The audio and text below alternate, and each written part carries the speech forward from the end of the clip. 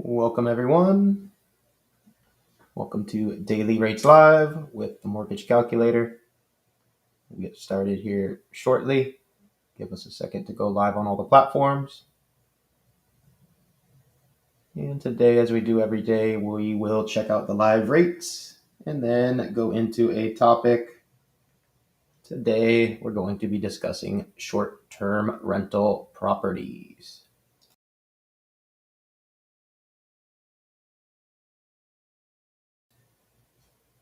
So the comments are up there. Thank you guys for tuning in and commenting. And we'll just give it a couple more minutes so we can go live on all the platforms, and then we'll get started. Thank you, Warren, Victoria, Michael. Good morning. We'll get started here in just a minute.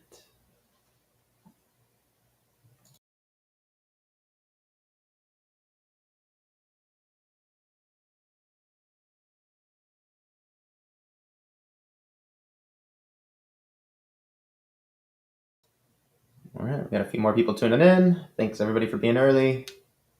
Give us just a few more seconds here to make sure we go live on Facebook, Instagram, LinkedIn, YouTube, all that good stuff.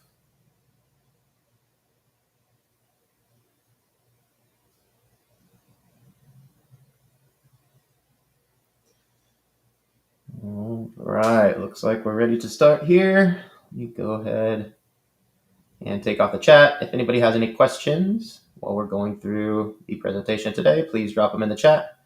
I'll go ahead and take that off for now. And we'll get started for today. Welcome, everyone. My name is Nick Hershey. I am the president of the Mortgage Calculator. We are a non-delegated correspondent lender that specializes in non-QM loans.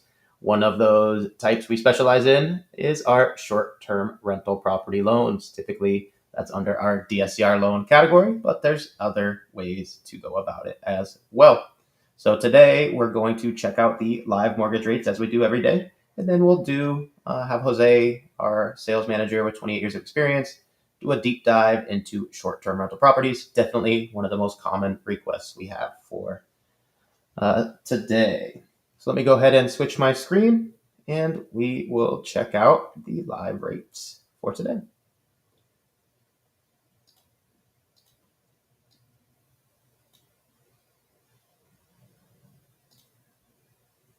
Now, this is our pricing tool for our team of mortgage professionals. This will show us the general rates and the APR. For today, it is October 30th, almost Halloween.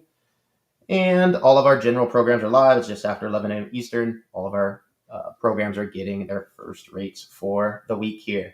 So we will set up a general scenario. We can compare apples to apples across all the different programs. If you'd like a full breakdown of all of the itemized fees that go into the APR here, please get with one of our team members. We have over 400 licensed loan officers in 24 states for primary homes. And we can do our DSCR business purpose, which is one of our most common ones for short-term rentals, the topic for today, in 44 states. For our demo here, we will set up a scenario of 400,000 loan amount for all the demos. We'll set the LTV to 80% loan, 20% down payment. We will find the lowest rate possible for right now. Since the rates are crazy, we want to find out how we can get it the lowest possible. Typical request. We're going to compare our programs for conforming conventional. Then we'll check out FHA, which is a little more lenient typically and usually the next option. Then we'll go into expanded guidelines, also known as non-QM. We also offer VA for eligible vets and active service members. Since not everybody's eligible, we don't do that live. If you are, just let us know. And same with USDA, that's only for properties that are eligible. So if you do happen to be shopping in one of those areas, just let us know. Since not everybody is, we don't do that live here. So we'll start with conforming conventional. We'll do a purchase, 30-year fixed loan, primary occupancy, single family home, 1 unit, state of Florida, County of Miami-Dade for all our demos. And we'll use an estimated credit score of 760 and an estimated debt to income ratio here of 40%. So with these basic settings, let's check out the rates today.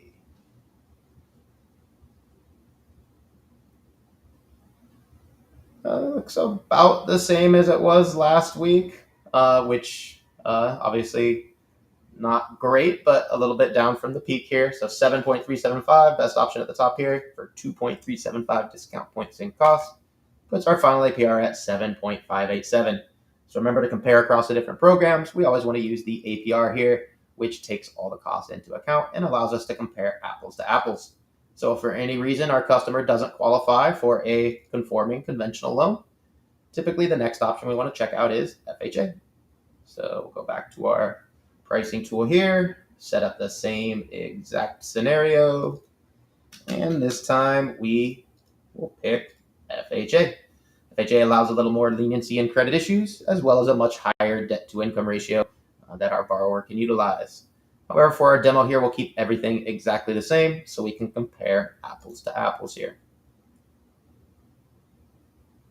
And I think that's a touch lower than it was last week, actually. Best option here at the top, 6.625 rate, 2.5 discount points in cost. Puts a final APR, 7.268. So our customer that qualifies for both conventional and FHA actually might want to check out FHA in this case. It actually might be a touch cheaper, which it is in this exact example. And our customers that must use FHA, definitely very cool that this APR includes all of the mortgage insurance costs that is required for FHA. But the recent changes to lower that does make FHA even more attractive. So don't be scared of it. Definitely a great option for our customers that qualify for both, and our customers that must use it, it's still a great option. Now, where we love to help our customers is where they may not qualify for either conventional or FHA. Many other banks or lenders have to deny that customer, unfortunately, but that's where we love to present our non-QM options, which is our specialty. So under expanded guidelines, also known as non-QM, we have over 5,000 additional loan programs using alternative income. So we'll keep everything else the same. We now have a new option though for non-QM where we can change the income. Full doc is what we use for FHA. Conventional, that's typically 2 years of tax returns. So if our customer doesn't qualify using that method, typically we'll choose non-QM to take advantage of one of these others. And we've done shows and episodes on all these, so please check out some of the past episodes for our asset-related programs, our business bank statement programs, our investor DSCR programs we'll talk about here in a minute, only for investments. Personal bank statement 12-month is what we use for the demo. That's the most common. We still have RSU, stated income, VOE, 1099, P&L, no income, CDFI, tons of options here. Most common request is our personal bank statement 12-month, and that's for our self-employed borrowers. Many times it's our self-employed borrowers that submit 2 years of tax returns, might have various write-offs or reasons where they don't quite qualify. We'll solve that problem here. No tax returns involved at all. Simply use their last 12 bank statements to determine a debt to income ratio. Again, in this example, 40%, but using no tax returns at all, just their cash in the bank. So most of our self-employed borrowers will qualify for double or triple the income using this method. So let's check out the non-QM options today. So I hate this is a little misleading here. So again, the rates are crazy, so sometimes these weird options show up. These are not going to be applicable. So let's show the first applicable option. So right here, 8% rate, 2.375 discount points in cost, puts our final APR at 8.113. So remember, conventional was just over 7.5 there, and now our bank statement option just over 8. So within about a half a point here between conventional and non-QM, and there's even some specialty options here. This obviously wouldn't be legal to charge, but we could probably use that program under some alternative methods. So lots of options here. The most tradition is very comparable to conventional, and if you scroll down here, there's dozens, if not hundreds, of variations. Some of these at slightly higher rates and costs may allow different things such as bankruptcies, foreclosures, and other credit issues, as well as may use other methods to calculate the income. So tons of options here, hundreds of different variations. Please get with our team to find the best non-QM options. And now before we go into our specific investor options, we always want to do our live rates for investment properties. So for our final two demos, we always compare conventional investment property options to our non-QM options. So we'll set up the same scenario as before, 80% loan to value, 20% down payment. And we'll find the lowest rates options.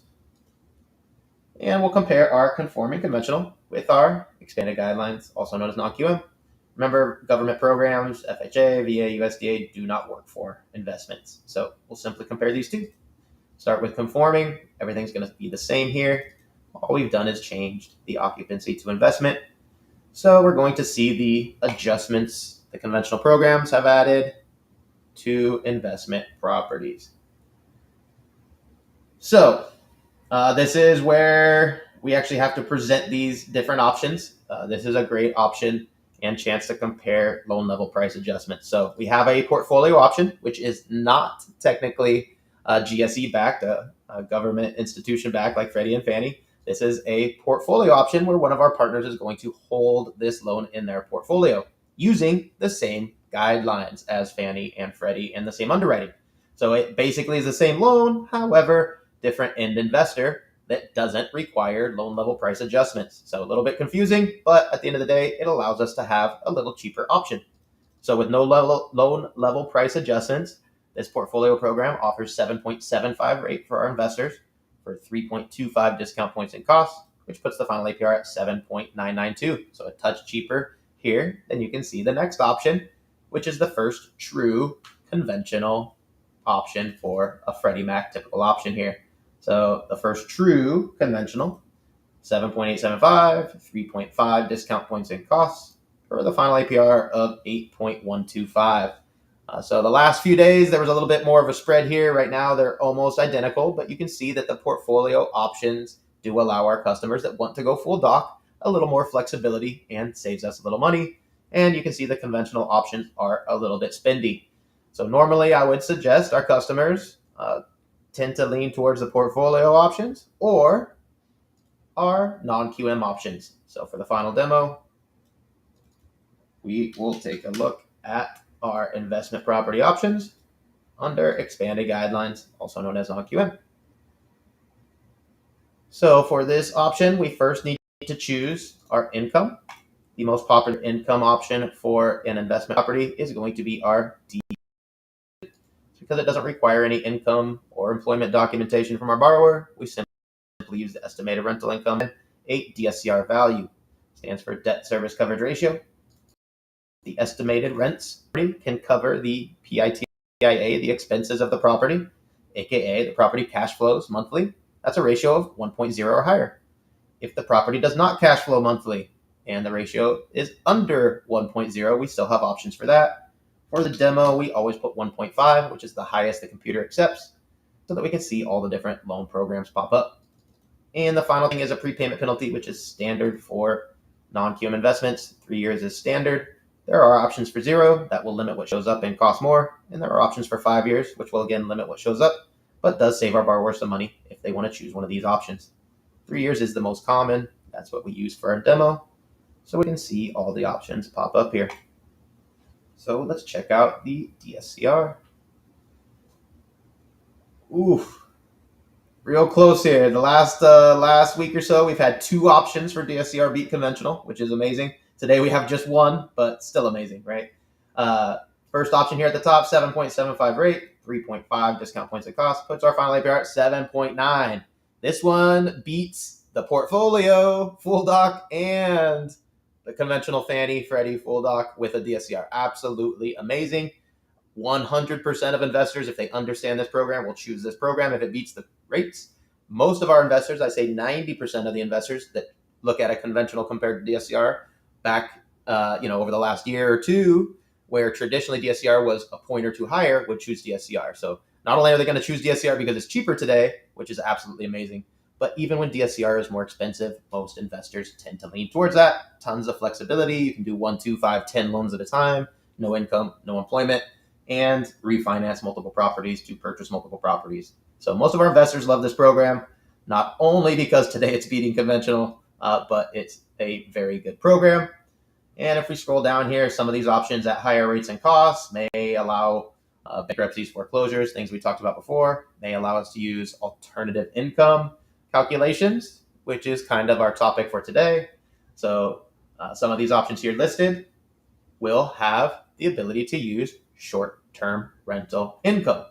So since we can't do that live on the program, that's where we want to do a deep dive with Jose. So let me switch my screen again, and we'll get into our topic for today, which is going to be short-term rental property loans. So as I mentioned before when we started, typically this falls under our DSCR category, which is what we just presented, which is, most investors rental property. It's obviously for rental purpose. So DSCR is a perfect program, and DSCR does have pretty standard options to allow us to document the income using various methods. Some programs do allow us to use short-term rental income. And there's also multiple ways to do that. So Jose, you want to break down the couple of methods probably first, because I know you got a couple different quotes using different methods, and then we'll actually check out the live examples. Absolutely. We definitely love DSCR loans at the Mortgage Calculator, and we feel privileged to be able to offer this type of a product with our residential 1 to 4 unit properties. It does add a whole additional dimension, especially when we're talking about those great rates, coupled with the flexibility of how the income can be derived. Right, that's the beauty here, because it does allow the investors to maximize the potential of the properties with the short-term rental component, and then we can legally qualify the borrowers using that with AirDNA, which is the extreme highest income potential type analysis, AirDNA. Now, AirDNA is usually accompanied with a 5% LTV reduction. So take that into consideration if you're trying to maximize the LTV. Usually you're going to have 5% hit for AirDNA. Now, another way that the DSCR loans allow us to qualify short-term rentals is using short-term rental revenue reports. That's another way that is applicable for purchases or refis, because let me backtrack a second. I will say that the AirDNA is for purchases only. It's really important to note. You cannot use AirDNA for a refinance. If you are going to refinance the short-term rental property, you're going to have to provide short-term rental revenue reports of some type from the platform or deposits. We do have options where we do not necessarily need 12 months. If the appraiser puts those comps in the appraisal, we're good to go. So a lot of flexibility there, again, with the DSCR using AirDNA or short-term rental revenue reports. The short-term revenue reports for purchases or refinances, like I was mentioning. Now, there are some limits. They usually, on the revenue reports, will not let you capture 100% of that report. There's usually going to be some type of a haircut, as we like to call it, for management fees and expenses.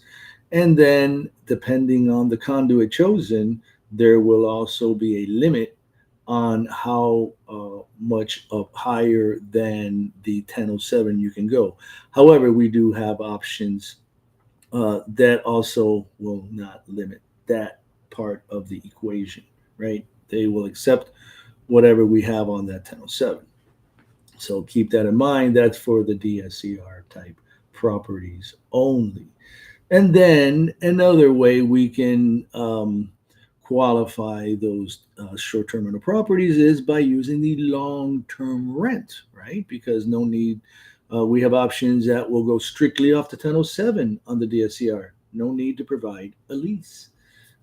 So there, if the long-term rent covers, depending on the purchase price and everything, we do have options even as 85% on your DSCR using long-term rents for your short-term rental. And then we have our less than one DSCR options, the 0.75 to 0.99, and then we have less than 0.75, which are all different ways to close on that short-term rental property. Sometimes you don't have AirDNA comparables, right? The same as you may not have rental comparables or sales comparables for a quote-unquote regular type transaction. Um, you may not have any AirDNA comparables within proximity to the subject or similar in style and gross living area as the subject, and then you are stuck without any AirDNA comps as well.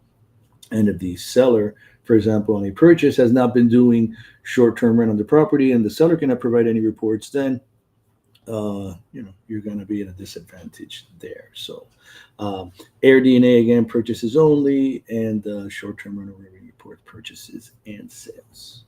I mean, and refi. So, let's share a few examples. There's many ways that DSCR loans and all the different conduits that we have allow us to qualify the borrower. So here's our highest LTV option that you can use for a 15% down option if you use long-term rent with at least a 1.25 DSCR, or you can use AirDNA.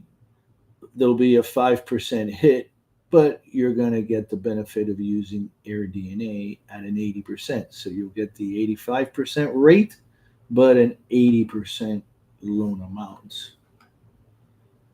So here, obviously being the 85% LTV rate, rates are a little bit higher at 11.375 for lowest cost option, and you can buy that down to 9.875. So this is really where you're trying to maximize using AirDNA, but again, 80%, only a real benefit here really if you're going 15% down, because a lot of different ways to do it. Now, if you're getting a property that's already being used for short-term rental and the seller can provide documentation, look at how much better the rate gets, right? So when you are shopping around and it is a seller that's using it for short-term rental, obviously you are going to have a better opportunity for financing.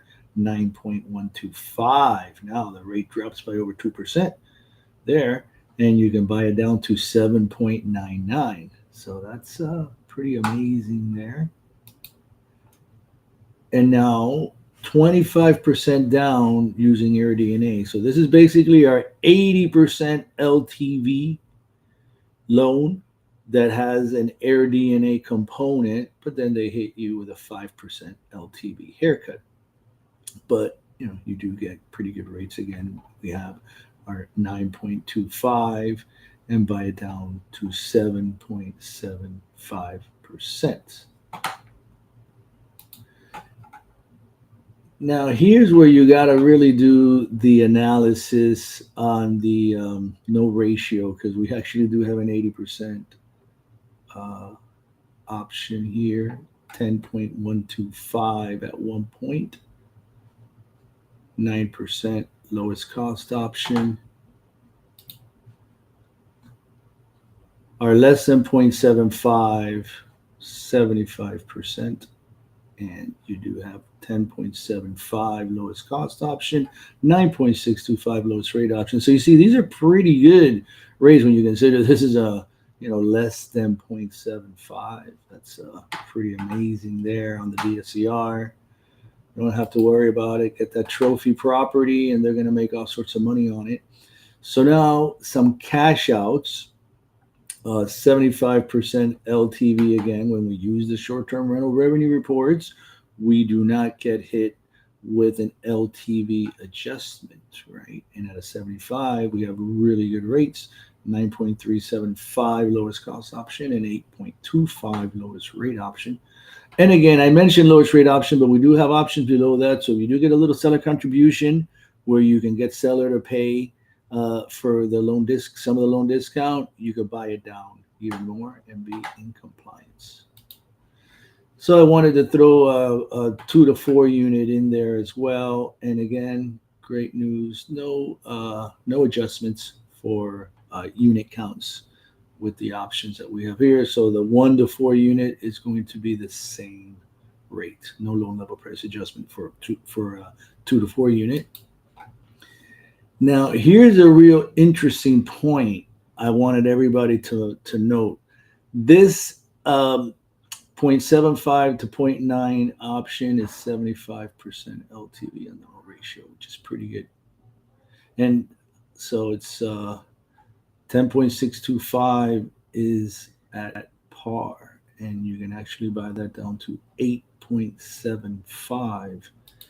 Now, our less than 0.75 option is 70% max on the cash out. Rate still good because they dropped the LTV by 5%. So 10.99 is almost at par, and 8.99 is lowest cost option. And last but not least, I wanted to show you again that the 2 to 4 unit on this less than 0.75 DSCR option has the same cost as the 1 unit. So again, pricing is the same across the board on these less than 1.0 options that I shared with you all today uh, for 1 to 4 units.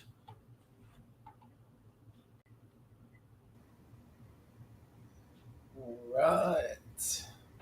Thank you, sir. Looks like we did get one question. Let me pop it up here. Different pricing if the property was a previous short-term rental versus not. I wouldn't say different pricing. I would say you'd have different options, right, Jose? Absolutely. If the current seller is using it as a short term rental and can provide or is willing to provide the data that you need, and it should just be the short-term rental revenue reports from the platform. You don't really need to ask them for bank statements. However, if they don't have it on any particular platform where they can share the revenue reports, they can share the last 12 months bank statements.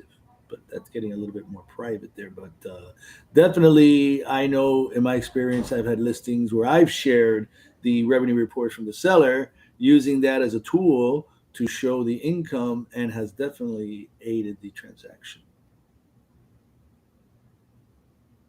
All The right. appraiser actually used it as the income for the appraisal.